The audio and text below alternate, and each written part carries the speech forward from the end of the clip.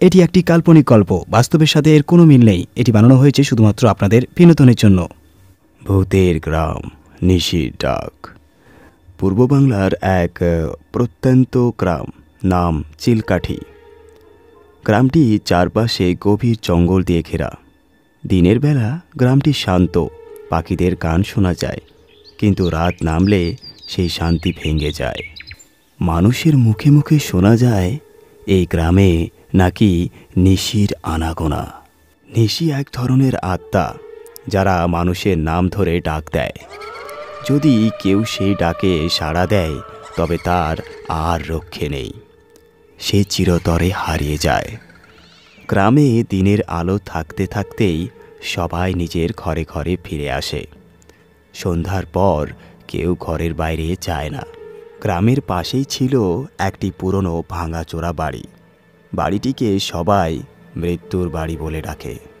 কেউ কখনো সেখানে যায় না। লোকমুখে শোনা যায় বাড়িটির মালিক জমিদার শম্ভুনাথ বহু বছর আগে সেই বাড়িতে খুন হয়েছিলেন। তারপর থেকেই বাড়িটিতে অলৌকিক ঘটনাগুলি ঘটতে থাকে। একদিন গ্রামের সাহসী যুবক রাহুল বন্ধুদের চ্যালেঞ্জ নিল, নিশির ডাক সত্যি কিনা সেটা সে যাচাই করবে। বন্ধুরা তাকে বারবার নিষেধ করল, কিন্তু রাহুলের কথায় কারো কোনো জোর ছিল না। রাত 11টায় সে নিজের মশাল হাতে নিয়ে বাড়ি থেকে বেরিয়ে পড়ল। বন্ধুরা দূর থেকে তাকে দেখতে লাগলো। রাহুল ধীরে ধীরে ভাঙাচোরা বাড়িটির সামনে গিয়ে দাঁড়ালো। সব কিছু নিস্তব্ধ, শুধু পেঁচার ডাকে ভয় বাড়ছে। তারপরে হঠাৎই যেন পেছন থেকে তার নাম ধরে কেউ ডাকল, রাহুল।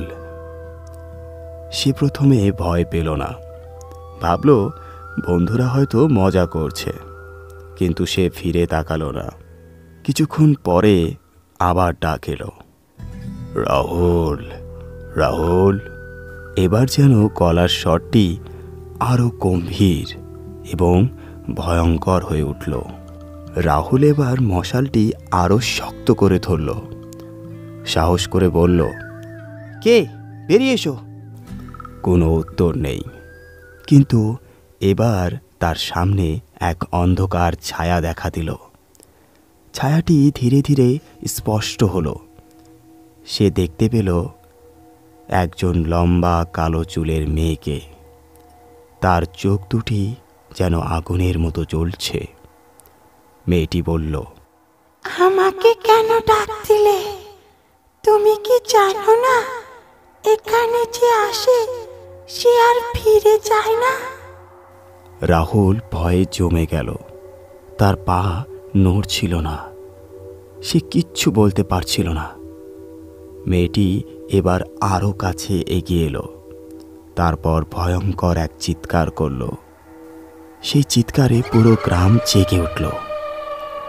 পরদিন সকালে গ্রামের লোকজন রাহুলকে খুঁজতে বের হলো।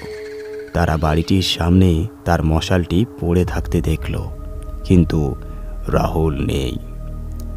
গ্রামবাসী জানে সে আর কখনো ফিরবে না। তারপর থেকে গ্রামে আর কেউ সাহস করে রাতে বাইরে যায়নি। ভাঙাচোরা বাড়িটি আজও গ্রামে দাঁড়িয়ে আছে, আর রাত হলে সেখান থেকে ভয়ঙ্কর শব্দ শোনা যায়। শোনা যায় নিশির ডাক। যারা অবহেলা করে তারা চিরদিন সেই ডাকের জালে হারিয়ে যায়। বন্ধুরা, গল্পটি কেমন লাগলো জানাবেন। আর এই ধরনের গল্প যদি আপনি ভালোবেসে থাকেন তাহলে এক্ষুনি চ্যানেলটিকে সাবস্ক্রাইব করে নেবেন। ধন্যবাদ।